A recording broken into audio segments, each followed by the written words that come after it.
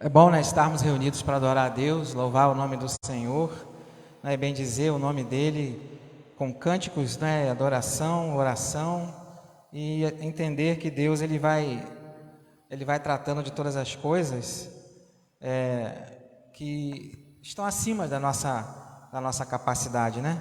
E entender que ele trata, cuida, refrigera, né, traz paz. E todo o tempo ele vai trabalhando em você e em mim para que haja em nós o que? A certeza que Ele está cuidando de tudo, que Ele está no controle de tudo.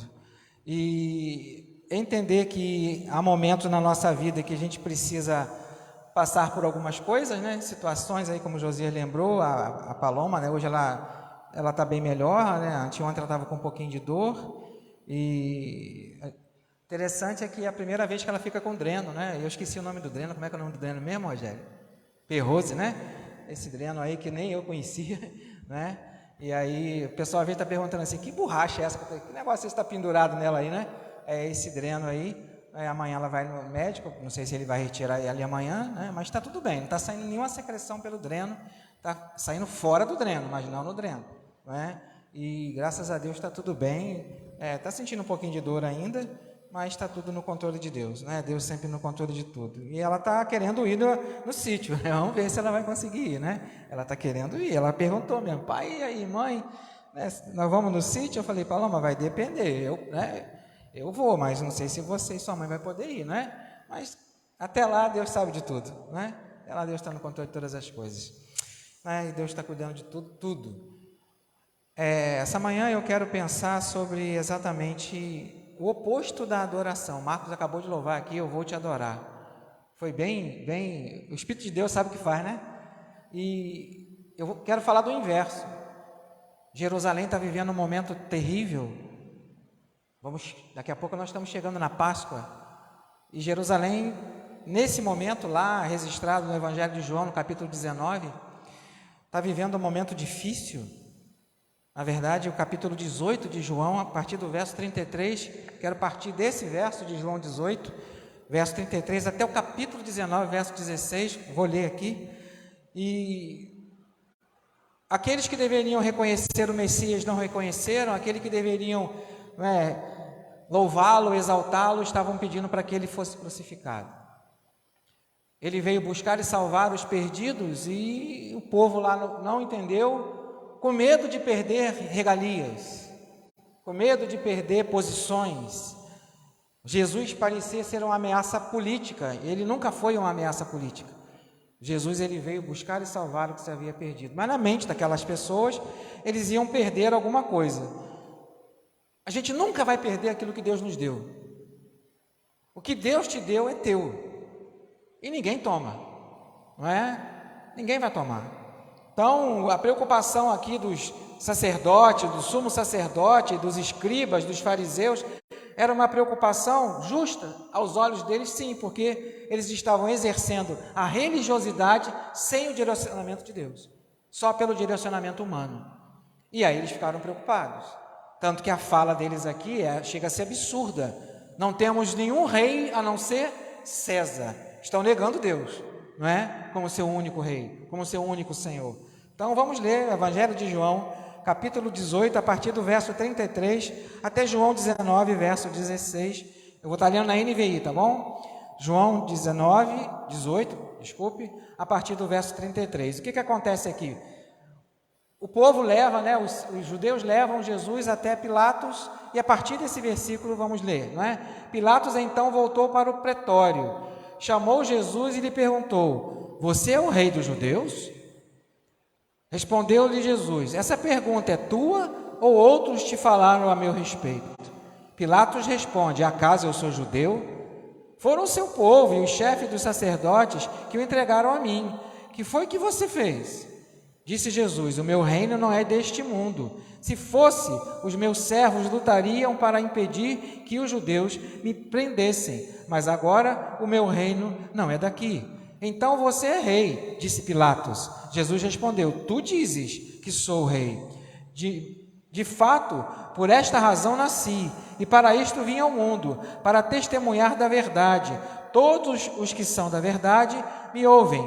E aí Pilatos pergunta: o que é a verdade? Perguntou Pilatos. Ele disse isso e saiu novamente para onde estavam os judeus e disse: não acho neste motivo algum de acusação. Contudo, segundo o costume de vocês, devo libertar um prisioneiro por ocasião da Páscoa.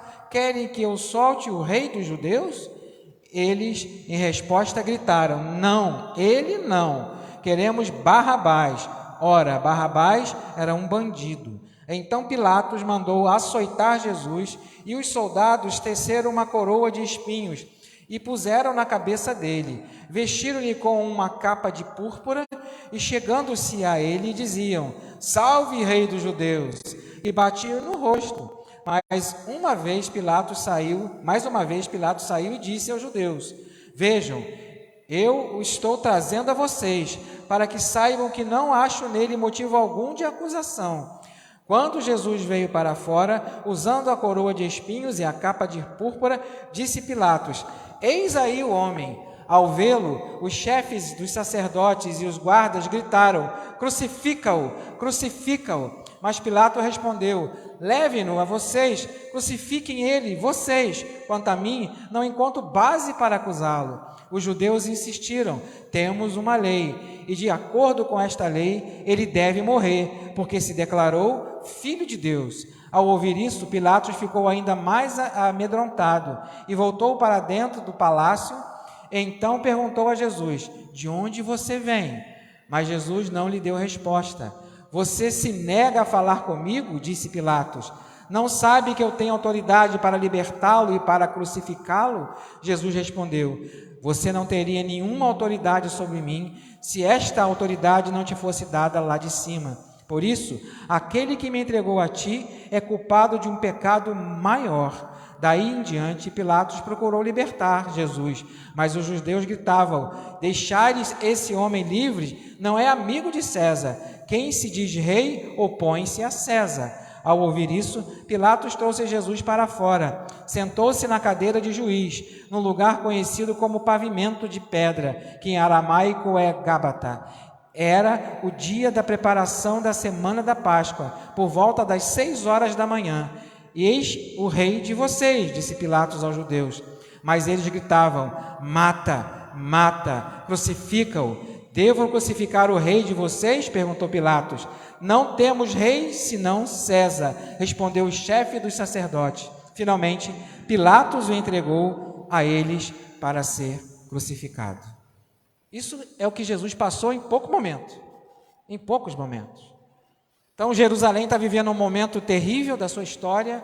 A cidade, que é chamada Cidade Santa ou Cidade Sagrada, está vivendo um período de amor e de dor ao mesmo tempo. Aqueles que dias atrás estavam gritando: Hosana, Hosana, aquele que vem em nome do Senhor, não é? Com alegria, com felicidade, hoje estão gritando: crucificam, não é? Hoje aqui no contexto do texto, crucificam. Então, Jesus ele nos convida o tempo todo a entender a verdade, que é a palavra de Deus. Jesus mesmo vai dizer isso, não é? Lá, mais uma vez, lembrando em João 17, eu estou voltando para a glória que eu tinha contigo, Pai, mas eles estão ficando, guarda-os na verdade, a tua palavra é a verdade. Então, quando Pilatos pergunta para Jesus o que é a verdade, e Jesus não responde, porque ele é a verdade, encarnada. Jesus é a verdade que se fez carne, não é? A palavra de Deus, o Logos de Deus, o Verbo de Deus que se fez carne e habitou entre nós cheio de poder e graça. Não é somente uma promessa, como alguns dizem, não é? Não é somente um pensamento de Deus, como alguns acreditam. Deus pensou, Deus planejou, não é? E aí escolheu alguém. E esse alguém era o filho de Maria, não é? Mas aí tem que, como eu costumo dizer, tem que rasgar alguns textos bíblicos para simplesmente dizer que Jesus é um ser humano comum. Vai ter que rasgar muito de alguns textos, não é? Primeiro, o anjo Gabriel trouxe uma mensagem mentirosa, não é? Eis que você conceberá e virá sobre você o poder do Espírito, ou a sombra do Espírito, não é? Mas como, não é? Ela fala isso. Eu não conheço o homem, como que eu vou engravidar? Você receberá o poder do Espírito, o Espírito virá sobre você, não é? E aí, tem que rasgar esse texto, E outros textos, não é? Que dizem que Jesus veio de uma maneira sobrenatural. Então Jesus não é simplesmente alguém que estava andando na Galileia, alguém que estava andando na região do batismo de João Batista, que chegou lá, foi batizado e aí recebe o Espírito Santo no batismo e aí ele passa a ser o Messias. Não. Jesus passa a ser o Messias em missão a partir do batismo, mas ele já era o Messias antes de vir ao mundo, antes de tudo existir, porque ele é o Cordeiro de Deus já morto antes de tudo existir. Antes de tudo existir, a palavra nos garante isso. Então, Pilatos está diante de um momento difícil aqui. Alguns historiadores dizem que essa narrativa aqui é totalmente fingida. Isso aqui é uma adaptação, não é? Para fazer cócegas aos nossos ouvidos evangélicos, ou para fazer cócegas aos nossos ouvidos cristãos, porque jamais um governador, jamais um imperador romano, né? Ou um governador romano, estaria querendo defender um judeu. Jamais.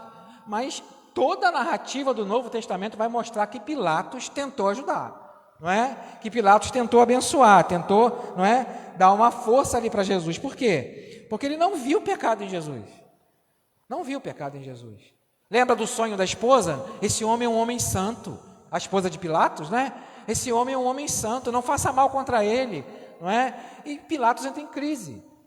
E esse povo que estava, não é? Aí sim, né? Eu vou te adorar, né, Marcos? Eu vou te adorar no domingo que chama de domingo de Ramos, né? Que a igreja católica vai chamar de domingo de Ramos. É o domingo que antecede a crucificação. Então Jesus entra em Jerusalém, sendo exaltado, sendo adorado, sendo festejado, não é? Hosana não significa como hoje alguns entendem, não é? No louvor, adoração. Hosana não tem nada a ver de louvor, Hosana não tem nada a ver de adoração. Hosana significa salva-nos. É isso que Hosana significa. Então, quando Jesus entra em Jerusalém, o povo está cantando Hosana, Hosana, bendito aquele que vem em nome do Senhor. Para quê? Para salvar. O povo reconhece, então está adorando, está louvando, está exaltando o Cristo que entra montado num jumentinho, filho de jumenta, não é isso que diz, não é? Então, poucos dias depois, estão o quê? Crucificam, não estão mais adorando. Não estão mais adorando. Agora eles estão pensando nos seus cargos. Agora os religiosos estão pensando nas suas posições, nos seus títulos. Esse homem está trazendo uma nova doutrina. Esse homem está trazendo um novo ensino que vai acabar com a gente. Ninguém vai dizimar a gente por força ou por violência. Nunca foi. Não é? E o que os sumos sacerdotes faziam? Roubavam o povo nos dízimos e nas ofertas. Por que eu não uso o texto de Malaquias? Porque o texto de Malaquias eu não gosto de usar o texto de Malaquias, os irmãos sabem muito bem, não é? Em que vocês me roubarem? Roubarem nos dízimos e nas ofertas. Eu não gosto de usar esse texto, porque o primeiro que é acusado são os líderes. São os sacerdotes, são os levitas. Não é o povo. Não é? É o sumo sacerdote. São os sacerdotes auxiliares. Não é? Como eu costumo dizer, eu estava com um pecadão grandão, não é? Eu estava com um pecado gigantesco, aí o que eu vou dar para pagar esse pecado? Eu vou pegar o meu touro lá, não é? Touro mesmo, não é boi não, touro, reprodutor, que tem muito valor, não é? Que vale muito. Então o meu pecado é tão grande que só através desse touro aqui, que é o meu reprodutor, que o meu pecado vai ser expiado, né? Então eu vou lá, com toda a minha boa vontade de judeu, né? Essa era a ideia, de toda a boa vontade de judeu, e vou entregar o meu touro para o sumo sacerdote, para os levitas, sacrificarem. O que eles tinham que fazer? Degolar o bicho na presença dele, do ofertante. O sangue tinha que ser derramado nas escadas, primeiro, na frente do ofertante, para depois ser jogar no altar, não é? O sangue era jogado no altar. A parte que pertencia a Deus, que é a gordura, era queimada. O resto era tudo dos levitas. Lembra que os levitas não tinham parte, né, de distribuição, não tinham terreno. Os levitas viviam o quê? Dos dízimos e dos dízimos, né? Não das ofertas, dos dízimos, não é? Os levitas viviam dos dízimos, que era alimento, lógico que era alimento, naquele contexto lá era alimento, não é? E aí, O que o cara, pô, esse touro aí vale uma grana, né? Aí passava por trás. Isso não é só com esse touro aí que eu estou dando exemplo, um exemplo fictício meu, né? Eu estivesse lá. Mas um animal valioso, alguma coisa valiosa. Quando não acontecia com os filhos do anterior, né, ao momento histórico aqui, a gordura, a coxa do animal está lá queimando, né, na panela, não é? Deixa a gordura queimar. Deus só quer sentir, parece até que Deus precisa disso, né? Deus quer só sentir o cheiro da gordura. Parece até que Deus precisa disso, né? Mas era a lei de Moisés. Então queimava no altar ou cozinhava na panela até que a gordura desaparecesse. Os filhos lá do sacerdote lá, que eu esqueci o nome aí, né? Eli, né? Os filhos de Eli, obrigado. Os filhos de Eli iam com um garfão lá e pegavam antes da gordura queimar. Eles comiam a gordura que era para Deus. Deus só queria gordura, podia ficar com a coxa inteira, com o quadril inteiro do animal. Deus só queria gordura. Até parece que Deus precisava disso. Mas é sombra do que viria, não é? Sombra das coisas que viriam. Então Deus está educando o povo, ensinando o povo, não é? Sombra das coisas que viriam. No texto mesmo do Antigo Testamento vai falar que virá um outro profeta, cheio de poder, né? Em Moisés, olhando para Moisés, né? Igual a Moisés, cheio de autoridade. Quem? Cristo, está apontando para Cristo. Por isso que Jesus fala, se vocês conhecessem a lei de Moisés e conhecessem Moisés, vocês saberiam quem eu sou, porque ele testifica de mim. Mas aonde que Moisés testifica de Jesus? Quando o texto fala que Moisés era a sombra do Messias que viria, o libertador, não é? Mas o libertador suficiente, autossuficiente, não é? Viria. Então, nesse momento histórico aqui, de João 18 e João 19, não é? Dias atrás, estavam adorando, estavam louvando. Mas agora, só porque Jesus está batendo de frente com a religião, só porque Jesus agora está batendo de frente com a hipocrisia, só porque Jesus agora está batendo de frente com o erro, ele não é mais bem-vindo. Ele não é mais bem-vindo. Com a religiosidade do povo, não é? E aí, para deixar muito bem claro, quando Pilatos fala assim, o rei de vocês aí. Não temos nenhum rei, está aqui registrado, acabamos de ler, né? Em João capítulo 18, né? 18. Não temos nenhum rei, a partir do verso 33, né? João 18, 33, até João 19, verso 16. Não temos nenhum rei, a não ser César. Mais uma vez negando Deus. Mais uma vez negando o que Deus enviou, o Filho dele, como Cordeiro de Deus. Então, isso vai se repetindo de geração em geração, as pessoas negando Jesus, negando a salvação que Jesus oferece. Jesus não vai concordar com tudo que eu faço, Jesus não vai concordar com tudo que eu falo, Jesus não vai concordar com tudo que eu penso. Nunca, e nem com você e nem comigo. Ai de nós se ele concordasse, não é? Ai de nós.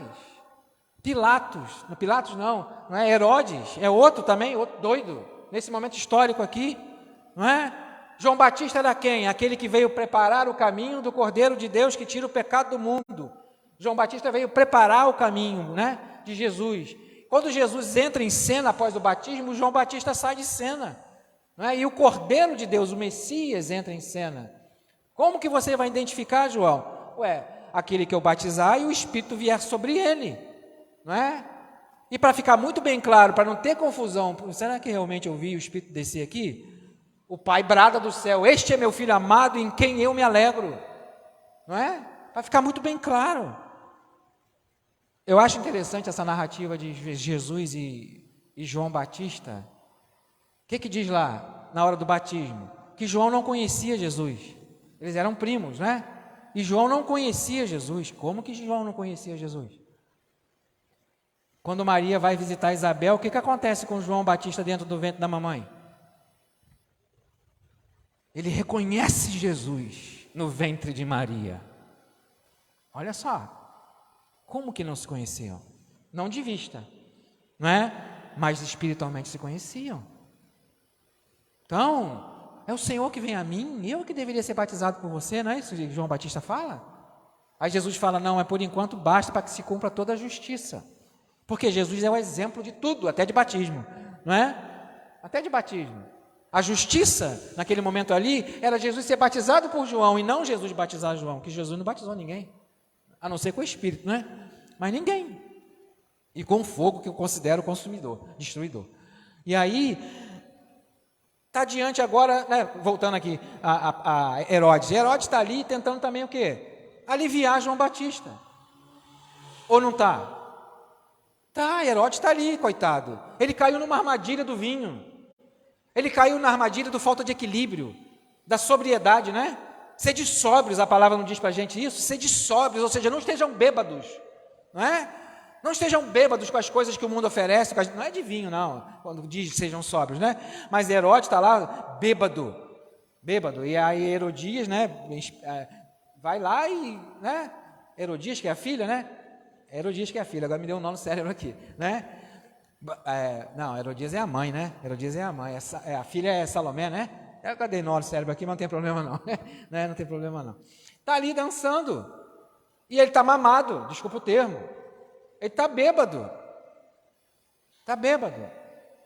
João Batista está na cadeia, e mesmo João Batista acusando Herodes ia lá se conversar com ele, Herodes ia lá se aconselhar com ele. Por quê? Porque Herodes realmente era adúltero. Ele sabia disso. Ele sabia que João Batista falava a verdade. Herodias, ele casou com a cunhada, né? Casou com a misericórdia, né? Traiu o próprio irmão, né? E o que João Batista acusa? Você é adúltero, você é adúltera. Não é? Chamando ela de adúltera, ele de adúltero, mas mesmo a Herodias está com raiva, mas João Batista sabia que era pecador, mas ele está em conflito, tanto que ele também tenta ajudar João Batista. Por que João Batista é decapitado? Porque ele está fora de si, e ele fica embebecido com uma barriguinha de fora, com uma cintura rebolando, desculpe o termo, mas é isso mesmo, não é? Ele fica com os olhos arregalados com a beleza daquela filha adotiva, não é? Sobrinha. Ele fica doido com aquele negócio. Mas ele está tão bêbado, tão fora de si, que ele fala assim: pede o que tu quiseres, até a metade do meu reino eu te dou. Opa! Aí o que a mãe pensa? Opa, é a oportunidade de mandar matar João Batista. Pede a cabeça dele. Quando ele recebe essa notícia, ele leva um susto. Mas ele prometeu dar, como rei. E rei não pode voltar atrás, né? E aí ele teve que fazer aquilo, de coração partido, tenho certeza disso. Dá para entender que quando a pessoa está em pecado, e quando ela é de Deus, estou dizendo que Herodes não é de Deus, ele era de Deus, só que ele se perdeu. Dá para entender que quando a pessoa tem o Espírito Santo incomodando ela, e quando alguém diz, tu está em pecado, ela leva um susto, não é? Herodes levava susto. Tanto que Herodes não dava ideia, não, é por causa de Herodias que estava perturbando ele, né? Que ela se sentia ofendida, mas ela era adúltera. João Batista está dizendo nada de errado. E afrontando ela, né, acabou que aconteceu o quê? Que ele teve que fazer aquela festa e bêbado, né?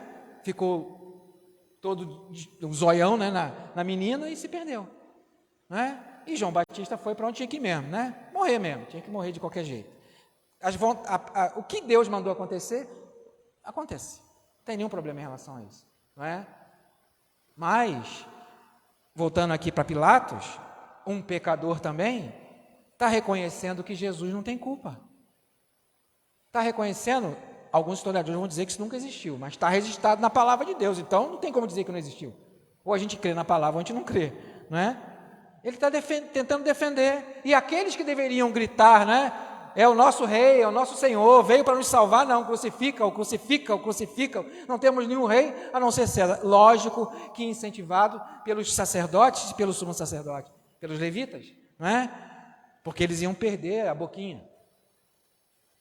Iam perder a boquinha, aos olhos deles, né? Aos olhos deles, iam perder a boquinha. Mas não é assim que funciona, porque o que Deus dá, está dado. O que Deus dá, está dado. E o que falta aqui nesse povo?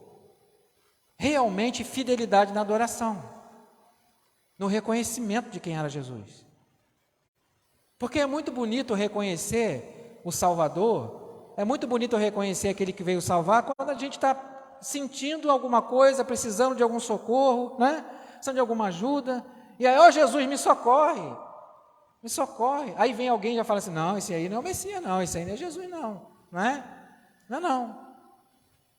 Tanto que João Batista vai falar, vai lá, pergunta realmente se ele é aquele que a gente esperava. Dá para entender que a gente às vezes tem crise? Dá para entender? Dá para entender que às vezes a gente entra em crise? Qual era a preocupação de João Batista? Saber que ele não apontou para a pessoa errada. Tudo mostrava que Jesus era o Messias.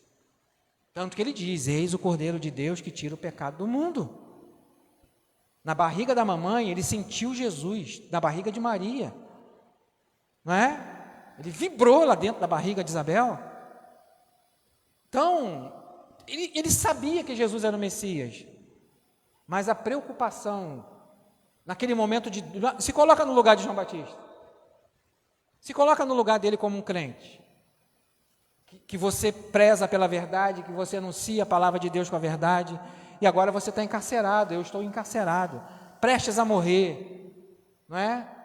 E aí, é ser humano, gente, é ser humano, com as suas crises, com as suas ansiedades, com os seus medos, não é? E aí o que acontece? Vai lá perguntar se ele é o Messias, se ele era realmente o esperado. Qual é a resposta de Jesus? Eu sou? Jesus não fala isso. Vai lá e diz para ele que os cegos voltam a enxergar, que os surdos voltam a ouvir, não é? Que os mudos voltam a falar, que os coxos voltam a andar e que os mortos voltam a viver. Só bastou isso para João Batista. A resposta foi essa. Não anunciei errado. Qual é a nossa preocupação como crente? Apontar para o verdadeiro Cristo e não para os cristos que aparecem. Jesus mesmo disse, muitos virão em meu nome, quantos a gente conhece, que se declaram mais santos, mais perfeitos, melhores do que os outros, não é?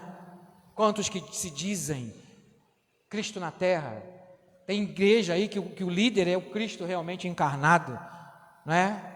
Que agora ele morreu, agora é a mulher que é o Cristo encarnado, meu Deus do céu, não é? Quantos falsos messias, não é? Então a mesma preocupação de João Batista tem que ser a nossa. Eu estou apontando para o Messias correto? Eu estou apontando para o Cristo correto? Eu estou apresentando realmente o Cordeiro de Deus que tira o pecado do mundo? Num momento de agonia, surgem dúvidas. Ué, está tudo tranquilo na sua vida, está tudo tranquilo na minha vida, de repente vem uma tempestade, né? Como veio em cima de João Batista. E a preocupação é qual? A única coisa que eu quero saber, para morrer em paz, é que eu não menti. Que eu não enganei as pessoas. É isso que era a preocupação. E essa é a nossa preocupação, como pregadores, como homens e mulheres de Deus. Que nós não apresentamos um Cristo errado. Porque se a gente apresentar um Cristo errado, vai cair num céu errado, né? Não vai cair aonde deveria estar. E Deus vai te chamando e me chamando para pregar a verdade. O que é a verdade? Pilatos pergunta. Jesus não responde, não. Pilatos não conseguiu entender que a verdade estava ali, diante dele, encarnada, viva. E é esse Jesus que nos traz à memória, não é? A Páscoa. Aqui está no momento da Páscoa, um dia que antecede a Páscoa, não é? E Deus vai trabalhando em nós para que haja vida e vida em abundância. É isso que Ele vai fazendo com você, é isso que Ele vai fazendo comigo. Para que haja vida em nós, não é? Tudo vai acontecendo na narrativa bíblica para que possamos entender que Jesus veio mesmo como servo sofredor de Isaías 53. É Jesus, não é? Que é o servo sofredor de Isaías 53. Então, o caminho da verdade e da vida é Jesus. Não são líderes religiosos, mas Jesus. Só Ele é. Por isso que João Batista sai de cena, não é? Porque ele cumpriu o tempo dele, não é? Vai chegar um momento que a gente tem que sair de cena para que outros apareçam, não é? Então, que Ele cresça e que eu diminua. Em primeiro lugar, Jesus e as pessoas que a gente está discipulando, não é? Então, tudo vai acontecendo para que eu e você possamos crescer. não é? Há um costume de libertar alguém, Pilatos lembra, não é? Então, já arrumei um jeito de libertar Jesus, mas não tinha jeito, não é? Porque não foi judeu, não foi gentio, não foi Pilatos, não foi Judas, foi o próprio Pai que quis entregar o Filho na cruz. Isaías vai deixar isso muito bem claro, não é? Ele levou sobre si os nossos pecados, Ele levou sobre si as nossas dores, Ele levou sobre si as nossas iniquidades, ou seja, a falta de justiça, não é? E o castigo que hoje nos traz a paz, diz Isaías, estava sobre Ele, e por causa das suas feridas ou pisaduras, fomos sarados. É isso que esse é o Jesus verdadeiro, não é? Que Isaías anuncia. Então, o Pai, Isaías vai dizer em 53, resolveu moê-lo e não moer a nós. Isaías 53 vai dizer isso. Foi da escolha do Pai moer o Filho, para que pudéssemos ter paz. Então, a gente coloca a culpa em todo mundo, né? No judeu, nos sacerdotes, nos sumos sacerdotes, lógico que eles têm a culpa deles, de não reconhecer, de louvar, de adorar, como deveria adorar Jesus. Mas, no momento oportuno, por causa de questões de posição, de títulos, crucificam. Não temos nenhum rei a não ser César. César não era o rei dos judeus. César era um imperador rei. Tomou ali o domínio pela força, não é? E não pela pregação, pelo anúncio do evangelho, não é? Jesus está ali como o verdadeiro rei. E quando ele é perguntado, ele diz: você está falando isso porque alguém disse para você isso de mim? Olha o que Jesus diz. Então, esse Cordeiro que veio nos libertar, esse Cordeiro que veio nos salvar, se entregou por nós, sendo nós ainda tão pecadores. Esse é Jesus. Esse é Jesus. Que ainda continua buscando, que ainda continua motivando, que ainda continua mantendo de pé e nos sustentando com a poderosa destra da sua mão, né? Poder da sua mão direita, como algumas traduções vão dizer. É isso que ele faz. Amém, meus irmãos? Fiquemos firmes, fecha os teus olhos.